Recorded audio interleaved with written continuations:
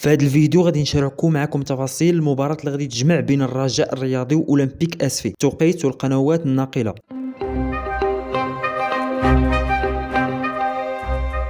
الرجاء الرياضي غادي يدخل هذه المباراة بعد بداية صعيبة في الموسم بجوج ديال الخسارات متابعة، الأولى كانت ضد نهضة بركان بهدف ل0 والثانية ضد اتحاد طنجة ب3 أهداف ل1. هذه النتائج خلت المكتب المسير ياخذ قرار تغيير المدرب روسمير سفيكو وتعيين هشام أبو شروان والجناني على رأس العارضة التقنية للفريق. من جهة أخرى الرجاء غادي يكون هذه المرة قادر يعتمد على اللاعبين الجدد ديالو بعد ما تحصل على الرخص ديالهم من العصبة الاحترافية. هذا المعطى غادي يعطي للفريق إمكانية إضافية قبل المواجهة ديال اولمبيك اسفل اللي دائما كيخلق صعوبات للفريق ديال الرجاء الرياضي. المباراة غادي تلعب في ملعب المسير في اسفي وغادي تكون نهار 28 شتنبر 2024. بالنسبة للقنوات الناقلة كالعادة المباراة غادي تكون مباشرة على الرياضية المغربية مع الساعة 8 ديال الليل بتوقيت المغرب. هذه المواجهة كتعتبر فرصة للرجاء باش يحاول يصحح المسار ديالو في البطولة، ولكن اولمبيك اسفي حتى هو غادي يحاول يستغل الفرصة ديال اللاعب في الملعب ديالو باش يحقق نتيجة إيجابية. خليونا التوقعات ديالكم في التعليقات على النتيجة ديال المباراة. واش كتشوفوا الرجاء غادي يقدر يحقق اول فوز ديالو هذا الموسم في البطوله الوطنيه ولا لا؟